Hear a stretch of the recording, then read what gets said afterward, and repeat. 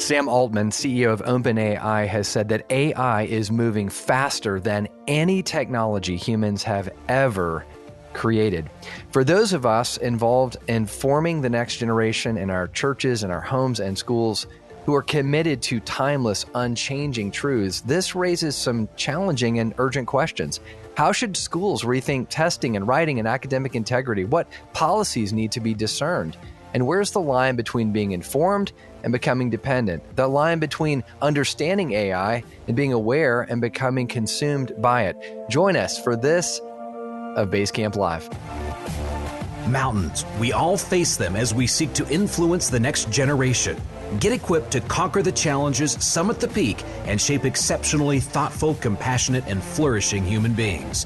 We call it Ancient Future Education for raising the next generation. Welcome to BaseCamp Live. Now your host, Davies Owens. Welcome to another episode of BaseCamp Live. Davies Owens here with you. Can't believe the year is winding down. We continue to see God working all around the country and world, bringing people together to really be a part of what I think is a revival. In the midst of all the bad news, there's a lot of good news when it comes to people re-entrenching into the things that are true, good, and beautiful, to forming schools and supporting schools.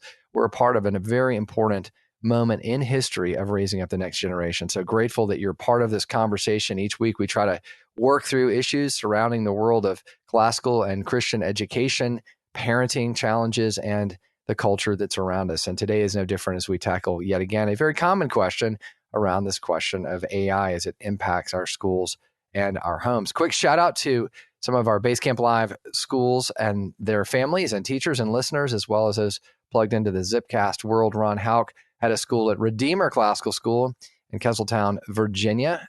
Ron, thanks for being a part of this journey that we're on of raising the next generation, as well as to Darren Klepper, who is the head of school at Three Oaks Christian School in Decatur, Indiana. We are grateful for you and your community and joining us as we lock arms together to raise the next generation. Also want to say a special thank you on this particular episode to our friends at Wilson Hill Academy.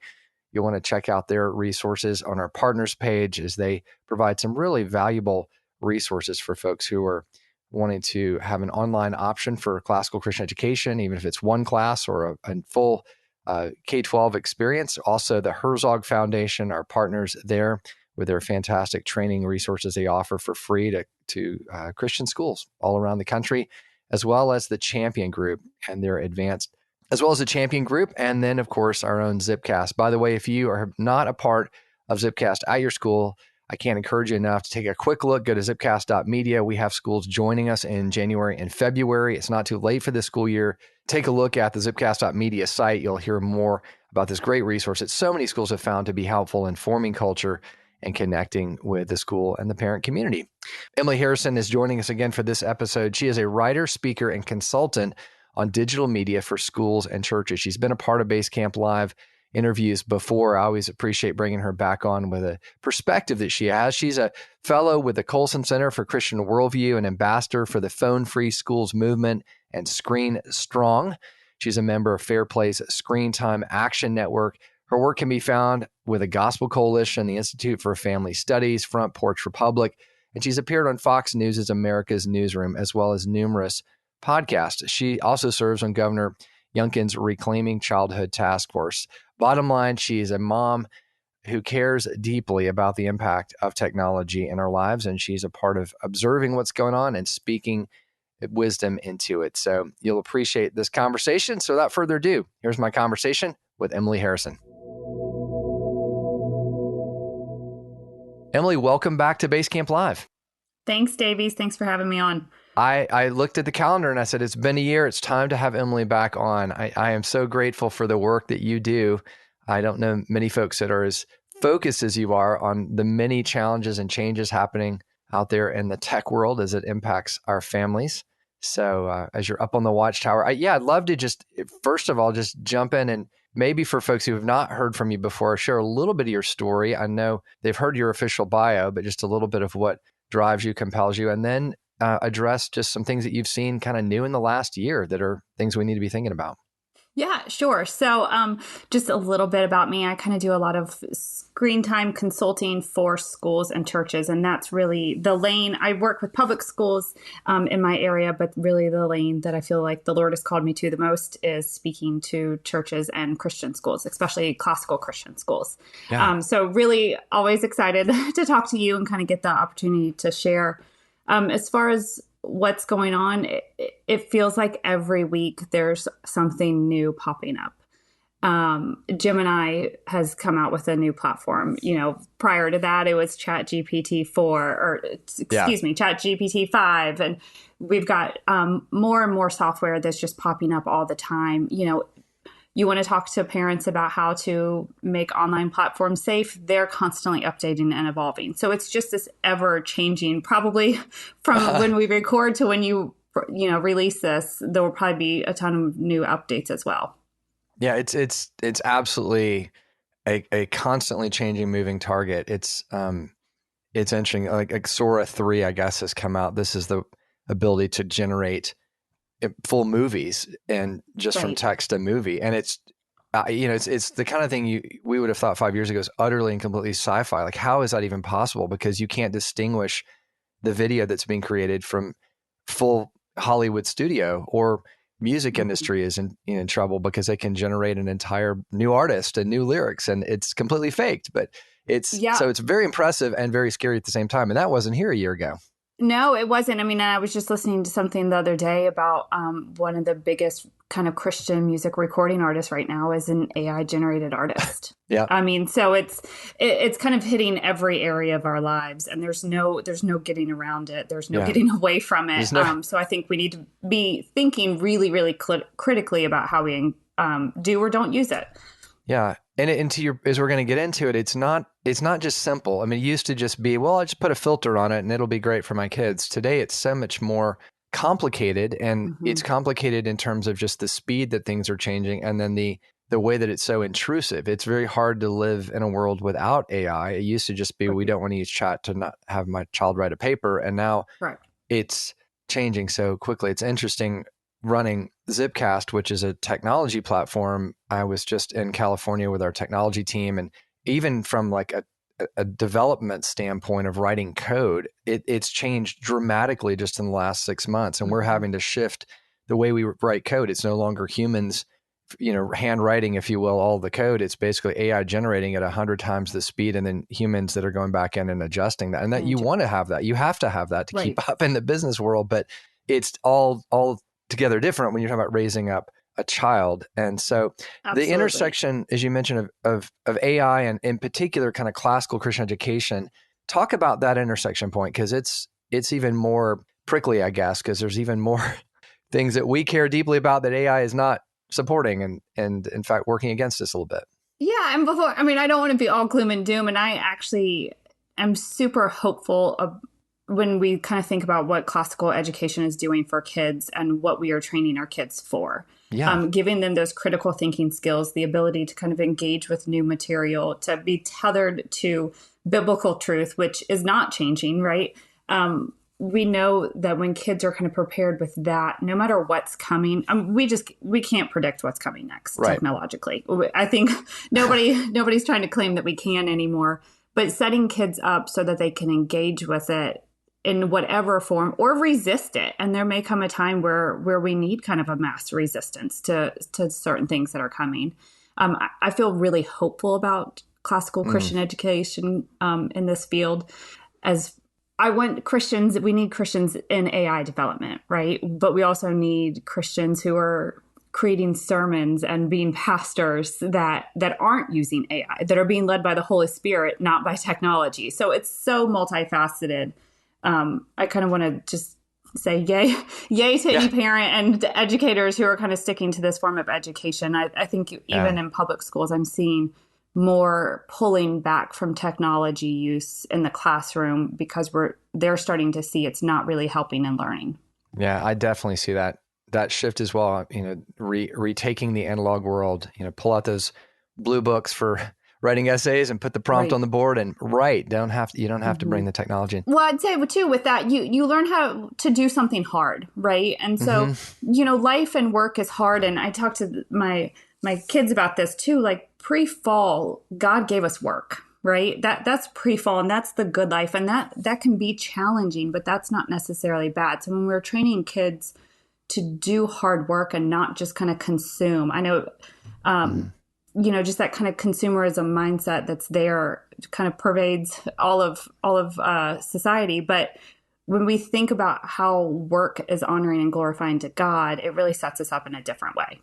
It really does. It's that individual agency idea that you can, you're a human again because you did something and it impacted the world around you. It wasn't just fake digital or whatever. It's becoming so distasteful. And I think that's a great point. I mean, we're not here to bash technology. I think we couldn't do this podcast without technology. I mean, it's not a bad thing. So sometimes I think we run to the Luddite community and go, we'll never have anything but flip phones until our kids are 50. And it's like, well, hold on a minute. You got to be in the world, but not of it. So where's that line?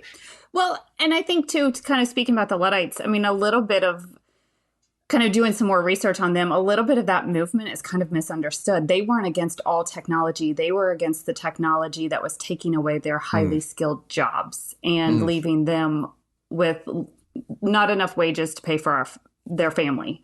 And so I think that's where a lot of people are going. Is AI going to take all the jobs? Is there any point to spending, a significant portion of your family's resources on, private school if AI is just going to take a job from them anyway? Right. So I think we got to kind of pull back from a lot of those layers and really kind of get at the root of what's going on and seeing who's going to be best prepared kind of going into this 21st century workforce. Absolutely. And I've said it many times myself. I mean, I think classical Christian education, while we're not a STEM program, we are actually going to be the best at preparing students for that high-tech world to be able to write the prompts that AI needs. But before we get any further, I want to just maybe back up a second, because I think you've talked some about the history of where all of this AI world has come out of. And I think it's really helpful to kind of see that reflection going back to the first chatbot. I mean, this is not new in a sense. So give us a sense of where we've been, maybe to give us clarity on where we're going. Sure. So the first chatbot, this kind of always blows people's mind, but it actually is from the 1960s. It was named Eliza. It was created by a mathematician, because AI it's math. It's ones and zeros. But he created this program. He was based on a psychological principle of kind of just mimicking back what somebody would say. So you would now say like, oh, I hear that you understand that AI was created in the 1960s. I mean, it's just you're not getting a lot of insight, but you're just kind of mirroring back. And so he set up this chatbot and pretty quickly realized, oh no, this is not going well. And was seeing that even his secretary, who was, kind of involved in seeing him set this up, became very highly enamored with this chatbot, Eliza, and kind of wanted privacy in talking to it. So that's kind of where it started. And here we are 60 years later, and you can't hardly do anything online without kind of having an AI, assistant kind of trying to interact with you. So we've really made a lot of leaps, but a lot of the issues and problems that were there in the 60s still exist now. So the problems hasn't been solved. Right. Just the technology has become, wider in its reach. And certainly more alluring in the sense, I'm sure in the 60s, it was just some flashing lights on a big metal box. And now it's this, humanoid looking, right, person that is now your new best friend and knows everything about you. And that's the scary. That's, we're talking about something that's so unseen. We thought C-3PO was kind of, interesting. And now this person looks completely human, at least. And again, to your point, we don't know what the next 3 to 5 years holds as we move from generative AI to agentic AI, which is much more, complex in its thinking ability. And I agree. I think we're entering a new world. And yeah, there's some common threads that have been there the whole time. So. And I think it's interesting too. I mean, when social media came out, it was kind of like the next greatest thing, right? Like, this is a great way to connect with family, friends, and all that stuff. And now we're not that far into kind of this mass adoption of AI, but already we're seeing a lot more red flags. Yeah. I think that kind of speaks back to what we were seeing in the 60s. But we're seeing companies, character AI just restricted everybody under the age of 18 from being able to use their platform, which is great. We're seeing a lot more talk about restricting this stuff from minors. There's Senator Hawley has kind of introduced legislation on the national level. I know a couple states are starting to introduce some legislation too, because it's this humanoid component of sounding like a person. And when a lot of our kids' texting and kind of social communication is mediated over a screen anyway, outside of the school day, hopefully schools are all blocking phones during the day, but it's really easy to kind of get pulled into that and to feel like when you're chatting with a chat bot that it's a human component there. So I think parents need to be really aware of that. I think the data is like 3/4 of kids are using chatbots. A lot of them are using them for therapy, asking, for questions around that. So we need to be really careful with where kids are getting advice from. And we're already sadly seeing lawsuits in relation to kids who've taken their life. I mean, these are real things that are happening that parents and teachers need to be aware of.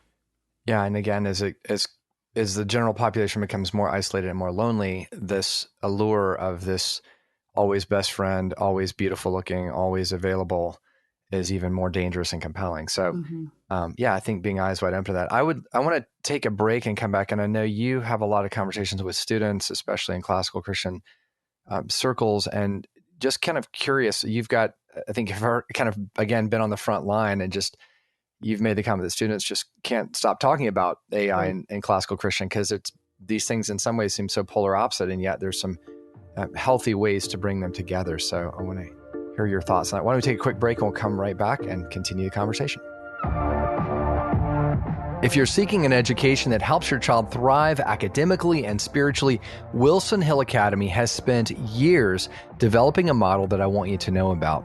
In their free guide, you'll see how their thoughtfully sequenced curriculum prepares students for college and how a biblical worldview helps them understand the world around them with clarity, and how their discussion-based classes teach them to think critically, not just what to think. You'll also discover how their teachers equip students to live purposefully for Christ. With accredited live online classes, your child can learn from master teachers anywhere with an internet connection, all within a community that has transformed families like yours. Download their free guide today at wilsonhillacademy.com/guide or in the link in our show notes. During this short break, I have a special invitation to all school leaders, administrators, and teachers. I want you to imagine for a moment stepping away from your everyday routine at school and diving deep into the rich foundations of Christian education, surrounded by world-class scholars, seasoned classroom teachers, and administrative experts with years of experience running schools with a lot of wisdom to share. That's exactly what the Herzog Foundation's Institute is offering. I've had the joy of serving as a training coach for the last few years, leading their 2.5-day training on spiritual formation and another one on parent engagement. They offer close to 50 unique training events ranging from board governance to marketing to classroom best practices. They even offer a training on how to teach the great books. And the best part of all, well, thanks to the generosity of the Herzog Foundation, these training events, including lodging, are completely free for Christian educators. Institutes are located around the country in beautiful locations, including at the Museum of the Bible in Washington, D.C., and the Reagan Library in Santa Barbara. Don't miss this incredible opportunity. Check out the details at theherzogfoundation.com. Emily, you have the advantage of talking to so many students in different schools around the country and hearing from them. And as we just talked about, it's somewhat of a mixed bag. There are certainly places where AI can be incredibly helpful, and there are other places where it's a very dark, deep pit to fall into. So what are you hearing from students, and what kind of questions are coming from them? I think students are really desperate to talk about AI. I think some of them are just really enamored with it, and it's novel, right? It's new, it's interesting, it's exciting. It can do things that nobody's been able to do before, that their parents don't know about. So I think there's just a lot of interest, and I think that's fine. And we want kids to be naturally curious, right?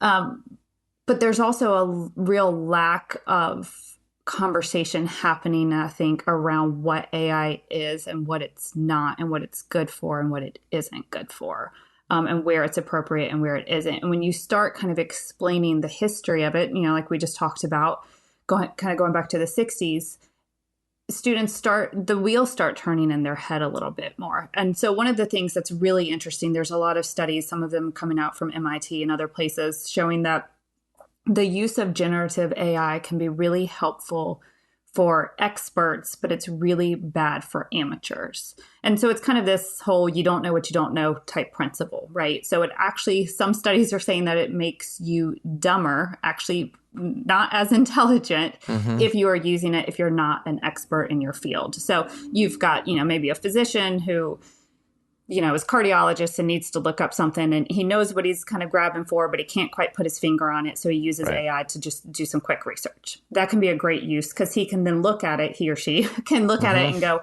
okay, yes, this is what I wanted. Yes, this tracks with the research that, I knew was out there. I can move forward. A student, say you're researching the Civil War. They don't know everything about the Civil War to know if what they're being fed by these AI models is accurate to history. It hasn't been vetted. You really can't go back and recreate it. So it's not like a textbook that you can hand somebody or, primary source material and you can go, okay, here, read Uncle Tom's Cabin. Let's have a conversation about it, right? That can be really helpful for kids who are still learning.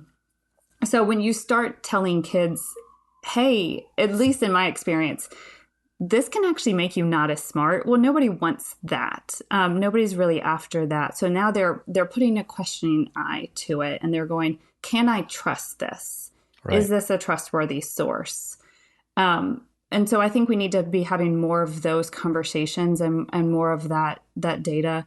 I'm finding that they're hearing little bits and pieces of things, but when we're kind of putting forward studies, they're understanding that this is not just kind of an outlier. This is something that's happening all the time. I've at times said provocatively, because I do think it's an interesting idea, is actually assigning to students a paper or a research topic using AI, and then the assignment is actually to deconstruct it, to find the errors, to find the inconsistencies in it, to the point you're making, which is the last thing you want is them just to assume this is a faultless tool. That is the risk of it, and not to mention the habits of just I'll just go to GPT and have it generate whatever I need. So. Well, and a lot of kids that I talk to too, interestingly, they don't think, I've had conversations where they've said, if I ask, an AI platform to do something for me, then it's not stealing because I asked it to do the work. And okay, so that's interesting. It is. And I can understand that logic. I would say it's faulty logic. And so we can address that.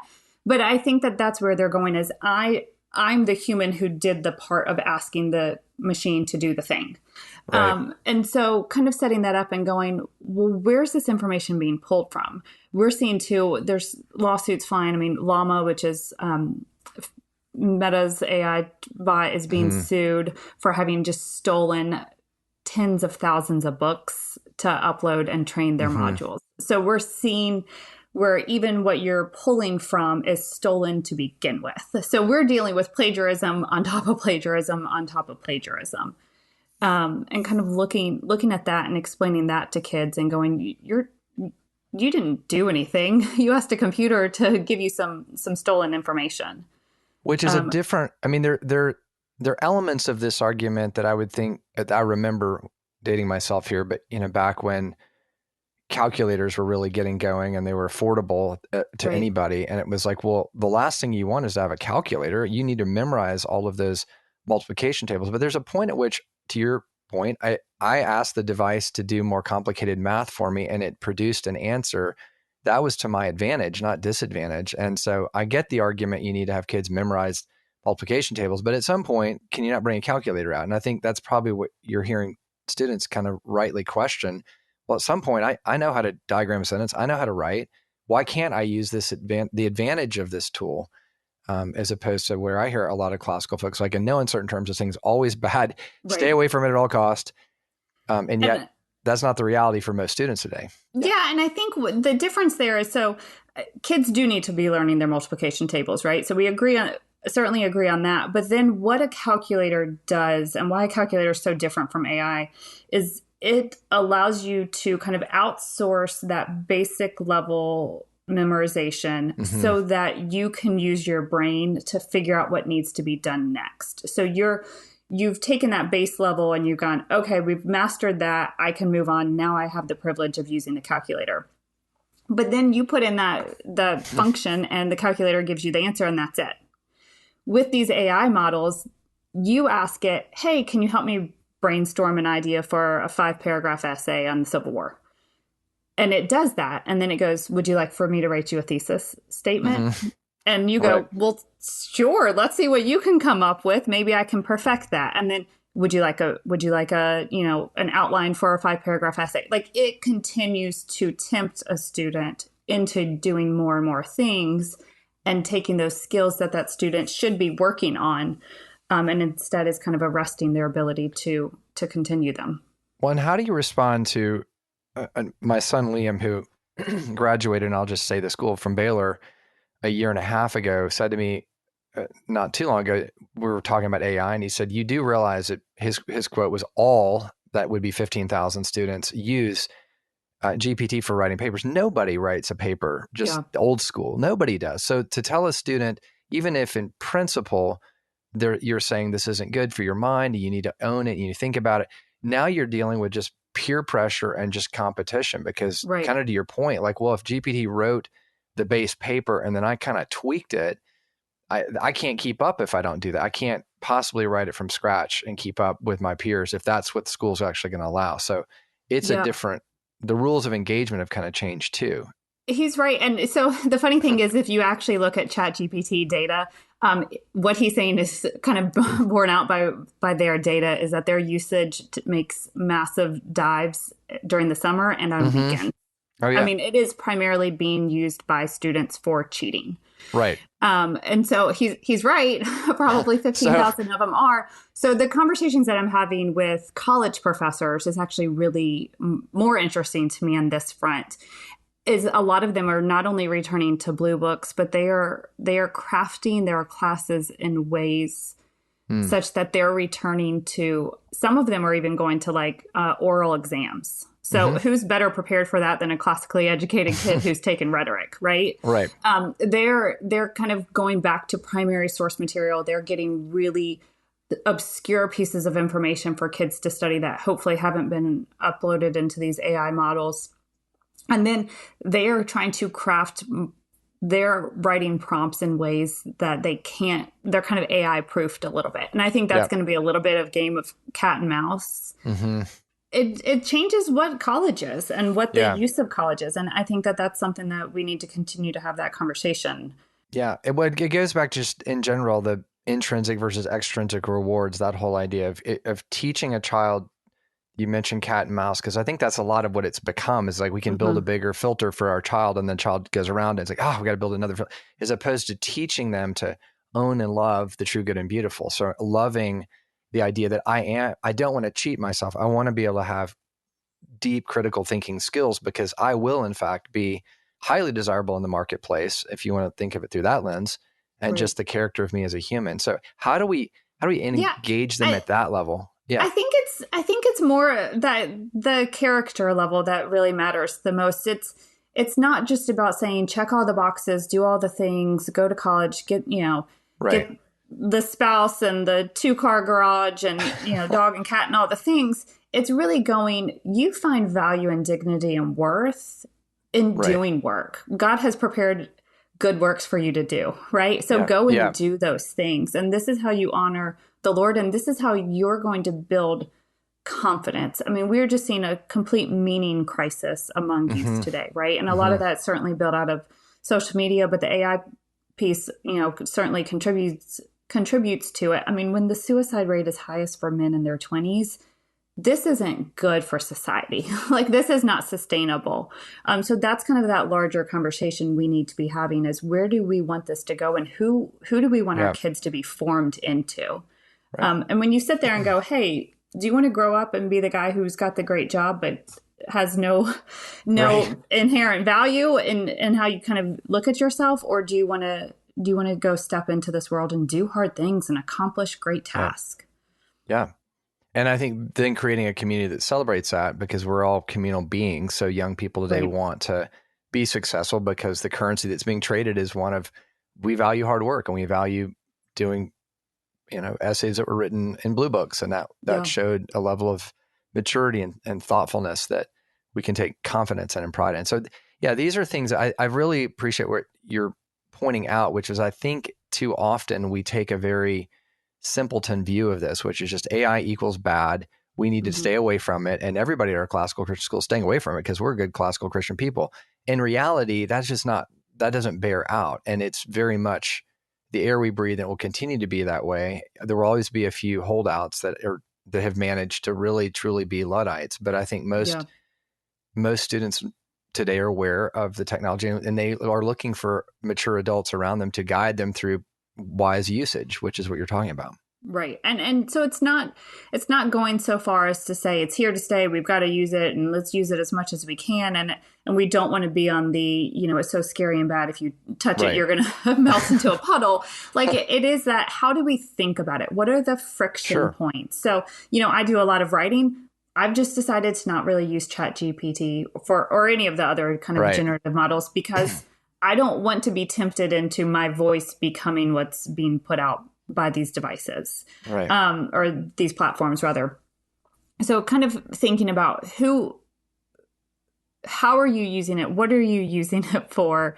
How is it being done? But I think parents need to be thinking about, picking up their phone just to go, hey Siri, hey ChatGPT, hey whatever. How are we kind of modeling that in front of kids? I mean, the big thing I would say to teachers all the time is the best form of AI detection that a teacher can use is knowing your students. It's knowing their vocabulary, their cadence, just the way that they communicate. And when you get to know your students, that's when you're going to know, okay, maybe the student has been tempted to kind of pass off some work that wasn't theirs. But continuing to kind of drive that home and kind of relay those personal experiences. And that's what kids remember most from school, right? Is that one teacher who made a big impact on them, not necessarily all the details about, the War of 1812, but those relationships and those connections. And that's where teachers are so, so valuable in the lives of kids. Yeah, that's a great reminder. And it's part of the value of a classical education is that teachers generally teach in our schools because they want to be that engaged and aware and conversant with students. So it fits in well to the model as the antidote as well. Why don't we take another break? When we come back, I'd love to hear your thoughts on the question of, what technology skills do students need to develop today? And that is, again, quite clear in our conversation. We're not falling on either ditch. Hopefully we're trying to walk this razor's edge. So there are things we do need to also make sure that they're aware of to navigate the world outside our doors or even inside our doors. So we'll be right back after the break. School leaders, if you've ever wondered how to make school fundraising truly effective while being meaningful and mission-driven, check out Advance. It's an event being run by our good friends at the Champion Group. The Advance gathering is April 8th through the 10th, 2026 in Greensboro, North Carolina. And here's the best part. It is completely free to attend. You just have to cover travel and lodging. Advance is for heads of schools and boards and development directors, leaders who feel the pressure to raise big dollars without losing sight of their calling. At Advance, you're going to find tools and training and encouragement while connecting with peers from around the country. You're going to learn from top development experts and leave with real-world strategies that you can put into practice right away. Plus, every attendee receives a complimentary development evaluation and review. Spots are limited. It's a great opportunity. Don't wait. Register today. Check out the links in the show notes for more information, as well as on our BaseCamp Live partners page. Today's episode of BaseCamp Live is brought to you by my friend Chris Casper, who you heard on a recent episode. His invention, the Wise Phone, is a much-needed third way, providing a solution from the dangers of a smartphone on the one hand and the limited capacities of an old-school flip phone on the other. His simple, distraction-free phone design for families who want technology to serve their real lives and give us and our older children a way to do basic essentials like calling or texting or maps without the web browser and the social media and the endless apps that can pull them and us into the addictive time-wasting aspects of a smartphone. I personally have a Wise phone, and I can vouch that it is an excellent solution and an appropriate way to use technology that supports virtue and focus and healthy habits. Check out the link in our show notes and on our BaseCamp Live website partners page, where Chris is offering BaseCamp Live listeners a discount. Emily, we think about the many challenges schools face just trying to teach students and now having to contend with constant changes in AI. I think there's a real practical question that I often hear, which is just, well, what are some basic things that students should be aware of as far as technology skills before they graduate a classical Christian school? What would you point to? The hands down biggest thing kids have got to be explicitly taught is how to type. It is one of those things many of us grew up learning in class. And then as technology kind of became so ubiquitous, we kind of pulled back from. But what we're seeing is that kids who don't know how to type well are the ones who are going to be most tempted to kind of outsource their work to generative AI platforms. So teaching kids how to type, handwriting is always going to be important to help you kind of get your thoughts settled and all of that. But taking around, 8th grade, 9th grade year is really when I recommend just that explicit typing instruction. And then teaching kids how to use word processing, Excel, all of these things are really kind of the building block for digital platforms that they're going to use across any different industry, right? I mean, basically everything's built on Microsoft products. So if we can teach our kids how to use those, they're going to be better prepared going into the workforce. Because what we're seeing right now in kind of some survey data is that kids, even college graduates, are entering the workforce lacking technological skills. So they've grown up with all this technology, but they've never actually been taught how to use it. They're using the really simple stuff, just the interact. Here's option A, option B, swipe or close, whatever. But they're not being taught how to actually get into something difficult and learn that. So those are the two big things that I really recommend. It makes a lot of sense. I mean, if you've never put a spreadsheet together in Microsoft Excel, I mean, it seems like you would be at a real disadvantage, at least probably for the next 3 to 5 years. Eventually, you probably will just speak and the spreadsheet appears. But even still, those are really important skills. Even just training these AI modules, I mean, most of it is Excel, or kind of spreadsheet data, right? So it's like we can't even talk about kids building these things if they don't have the skill set that predates it. So those things are never going to go out of style. I mean, we've been typing on that same QWERTY keyboard for 150 years. So that's something that kids need to continue to learn how to do. Makes a lot of sense. What do you think about teaching them Python or doing some minimum programming just so they've kind of seen how actual coding is developed? Is that, I know schools that will use Python in particular for teaching logic as well. Is that a good idea? I have not heard about that with teaching logic, but I mean, that makes sense to me. I think that's something that you need to have a faculty member that knows how. I mean, I think this kind of information on teaching kids how to code now with AI seems a little outdated, but maybe they still need it. I don't think it's quite settled out there. So I think having somebody who knows what they're doing, kind of the expert, not the amateur, is probably the most key part of that. I mean, those who've explained, they've just said it's no different than teaching the grammar of English grammar, the grammar of coding. Like, how does a computer, it is ones and zeros as you talked about, but then how does that get manipulated? So these are just kind of street smarts, if you will. Like, if you're going to function in the world, you need to kind of understand these basic things. And basic understandings too of how the internet works. I mean, kids kind of still have this thing. I mean, we're constantly talking to schools saying hey, if you think that message you sent really disappeared, you're wrong, because here's the local police officer who says she can find anything. I've talked with somebody from the Department of Homeland Security who was like, I can find anything that's been done on a phone. I just need a little bit of time. So kind of understanding everything's tethered to a physical location in some way, shape, or form. So kind of giving kids that understanding as well is super important. That's really good. If you had just a moment to say, if you had to, I guess, identify a top issues for schools when it comes to tech policies, any quick words on that? The biggest thing right now is really thinking about how we're using kids' images.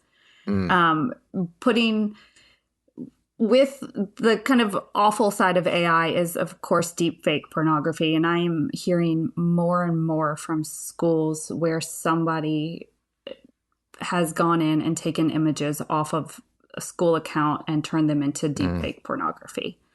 So I think we need to be really, really clear and really, really explicit with parents over how we're using kids' images, what the purpose is, how they can opt out. I kind of talked to a friend who's in the insurance world, and I go, hey, is this a thing that school boards need to be thinking about now?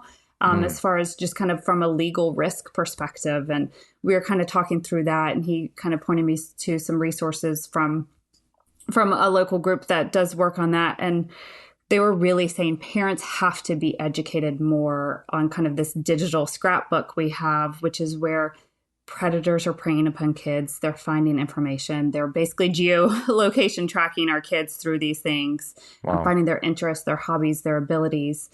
So I think we need to do a lot to protect kids' digital privacy. Yeah. We're seeing an increase, not just in the deepfake, but also identity theft.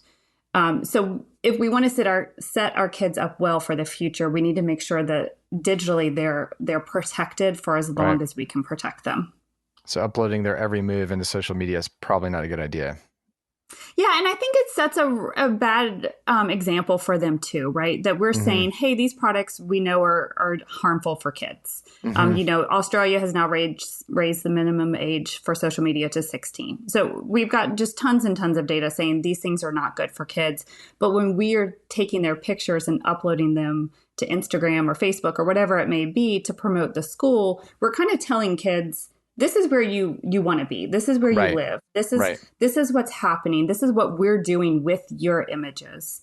Right. And some kids want more privacy than that. I know I probably wouldn't like to have grown up knowing that 20 years of my life had been put on the internet and I couldn't do anything to get it back. So schools really need to be confronting this issue pretty hard right now. That's probably, we'll have to have you back because this is a whole nother topic. Yeah, that is a whole nother thing. Because having worked a lot of schools on marketing, I mean, you kind of want to show the real school and the real students and not stock images. And yet, gosh, now you have this real legitimate concern to balance out. So it is a tricky world. I think parents kind of trust that if the Christian school is uploading their pictures, it must be safe. And unfortunately, that's just not that's just not the reality on the ground here. Sure. It's public facing. The more eyeballs you have on something, the more risk you're putting kids at. Wow. So, well, on that encouraging note.